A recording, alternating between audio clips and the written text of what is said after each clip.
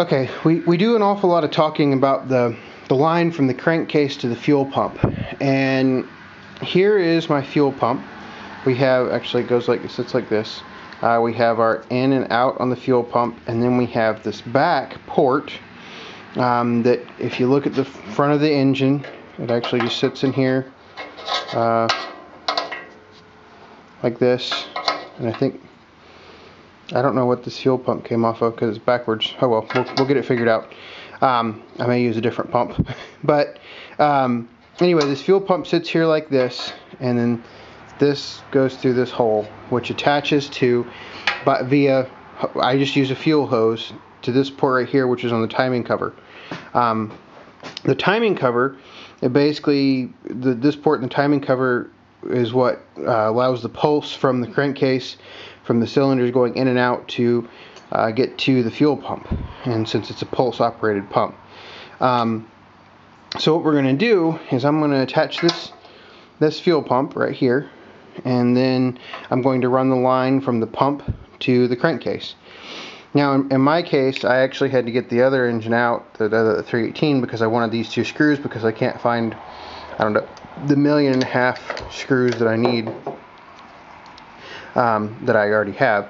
So what I've done is, here's a piece of fuel line, and to measure it, what I did is I stuck it in through this hole, and I basically just kind of lined it up with the crankcase port. I know it's probably hard to see in there. I don't have the best lighting. So I just kind of lined it up, which leaves a little bit of excess there. And so that's what I'm going to use for my crankcase vacuum line. Now, if I can find a tape measure, I'll actually let you know how long this is.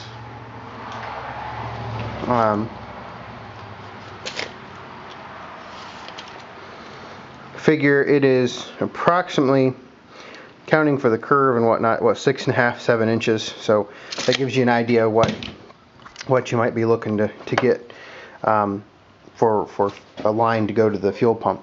And what happens is oil gets right down here, and as oil gets in there, it actually degrades this line, and what happens is this line just comes apart and it starts leaking, and you lose your vacuum.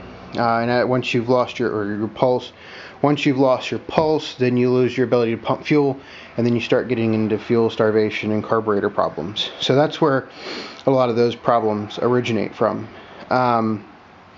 So what I'm going to do next is I'm going to go ahead and swap around, since I know this pump seems to be a little backwards, I'm going to swap around the ports on this pump and kind of go from there. I really don't know where this pump came from. I got it off of one of my engines, but anyway, because you want it just doesn't match up the way it sits right now. So I'm going to swap around the ports, and we should be good to go. So there you go. Got the fuel pump in, and sorry I didn't show that to you. I actually ended up using a different pump than what I showed you previously. I pulled this plug off and it was open, but this plug was not open. And after I did some thinking about it, this may have come off of a Onan engine that was in a 317, so it was oriented a little bit different. But what I ended up doing was actually just using the pump, the fuel pump that came off of that P218 that I just took out of that 318. And this is actually a newer style pump. It's a little bit more square than the old style pump, and if we look at the size differences, you can kind of see how this one's a little bit bigger. But this port right here was actually still closed off. Let's see if I can get it off real quick. No, I can't get it off with just my fingers. But anyway, what I did is I went in and I replaced this line. I got the little spring clip down here, and I have a spring clip right here. You can't use hose clamps on these as much as I would want to. There's just not enough space or easy way to get the screwdriver in there for anytime you need to do maintenance. So that's really, the fuel pump's now on. It should work fine since it was on that other engine. And if you ever need to, you can clean these pumps. basically you take these 4 screws out and they'll fall apart into about 3 different pieces. You'll have the main body, you'll have the 2 ends, and then you'll have a rubber diaphragm in the middle with a couple springs in it. So I mean, they're really easy to work on. Sometimes you can just get in there and clean them.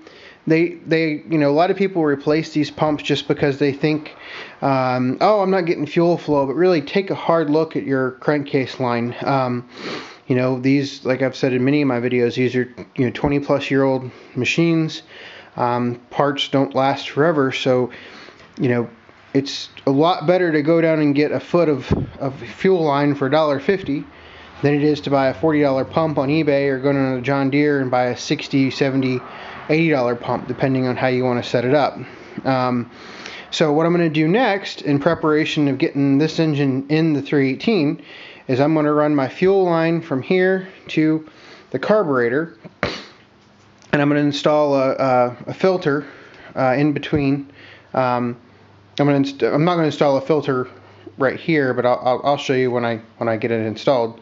I'm going to install a filter before pre-pump. So next thing to do is run a line into the carburetor, and I'll go ahead and cut the fuel line and get all that installed, and then come back and show you what I've done. Got my fuel line cut, 2 pieces of fuel line and my filter. I can't remember exactly what I said in the previous section of this video, but the filter goes after the fuel comes out of the pump. And so what I'm going to do is I'm going to use hose clamps and these 2 pieces of hose line and this filter, and I'm going to route the line from out on the pump to the carburetor. So basically what I've got is I've got some hose clamps right here. I've got 4 hose clamps, and I'm just going to set those on top of the engine, and I'm going to see if I can do this one-handed. I don't know if I can. We'll see. I'm going to take the short end, and what I did is I just measured these out beforehand, and I'm sorry about the light there on that tub. And so we're just going to push this down on here, and then depending on how you want to set it up, you know, I'm going to go ahead and tighten them down a little bit.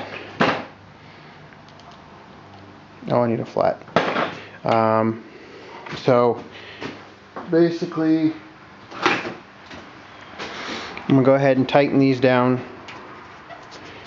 and let's see if I can get, I don't have an easy place to set up the camera, but what I'm going to do is just tighten these down.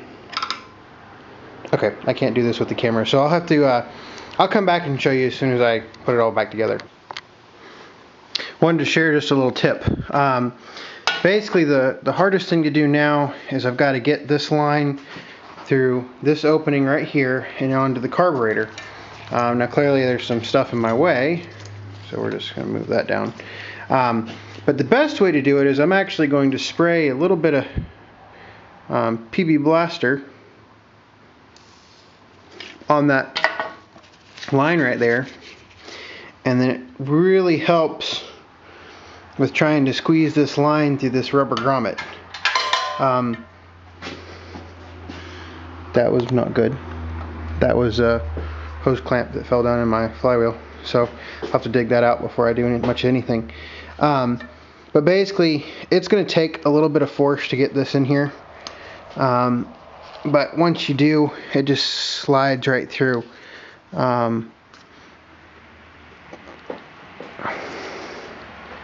So I say, there we go. If it was dry, it would be 10 times harder. So now I've got to dig out my hose clamp so I can put it on here, and then connect my carburetor to my fuel line. And then that'll be it for the fuel system, except the end line, but that's already on the tractor. So then I can put the coil on top and put the condenser on, and from there I can finish putting all the tins on, and then voltage regulator, and then slap it in the 318 and see if it runs. We'll have to, hopefully we can get that done today. We'll see.